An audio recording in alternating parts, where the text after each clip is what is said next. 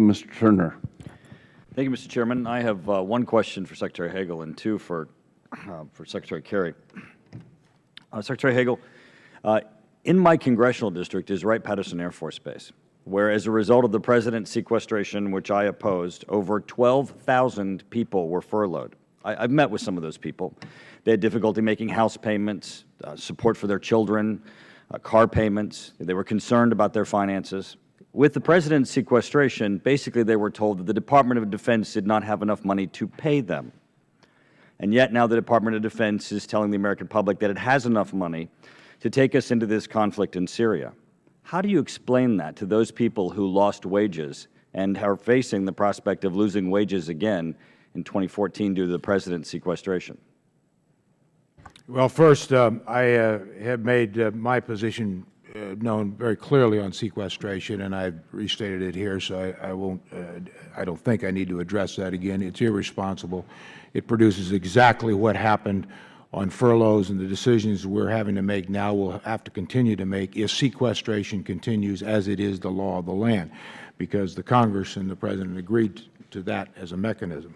That said, to your specific point, as you also know, that we took 5 of those previously announced furlough days back because of really focusing on where we could find the money to essentially improve our operations. We took that money out of But Mr. Secretary, you understand that they don't understand how it is that you would not have enough money to pay them, but yet you have enough money to take us into a conflict with Syria. Well, I'm going to get, if you allow me to get to the second part of the answer. It's important everybody understand that issue about furlough.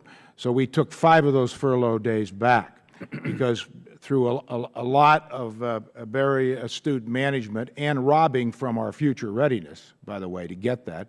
Now, your question, if in fact there is a strike if in Syria, it is now the middle of September. We go into another fiscal year in about 2 weeks.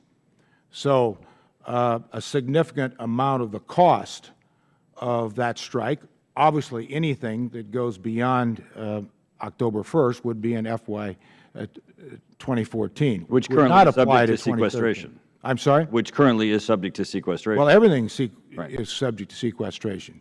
But you ask a specific question. Well, you said you're going to take it out of next year, but again, to say to those people who are not getting paid, they're having their pay reduced, they're looking at sequestration stopping in 2014 because the President has no proposal on the table, no leadership Well, that's not true. He does have a lifting proposal on the table, and I introduced it. But if you want to get into the budget debate about that, we can. But he does have a proposal on the table. I would also answer your question this way: the national security of interests probably trump budgets. That's up to the Congress to decide that. I think that's important. No one anticipated this. We were trying to plan as best we could to take down another $32 billion in the fiscal year that we're still in, anticipating taking another $52 billion next fiscal year. Secretary Hagel, thank you. Thank you. I don't think anybody quite understands your answer, but I appreciate it.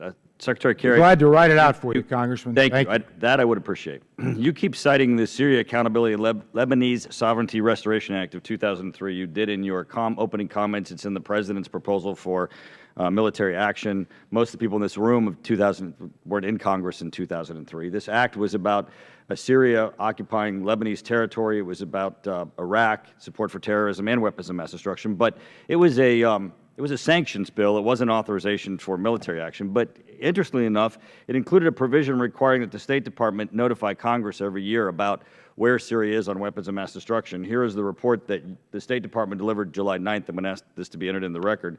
It includes this statement: our intelligence community has assessed with varying degrees of confidence that the Syrian regime has used these weapons, being chemical weapons, on a small scale in Syria, specifically the chemical agent sarin. This was July, so this must have been sometime in June the State Department was concluding this.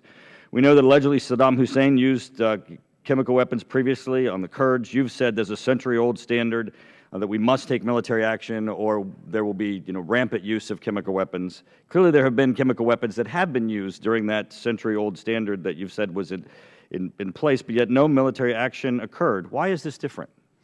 Well, it's very different. That's a good question. It's different because First of all, the President was not racing to try to use a military action, but he Mr. Secretary, would you please answer that for the record? His time Yes, has sir. expired. Absolutely, Mr.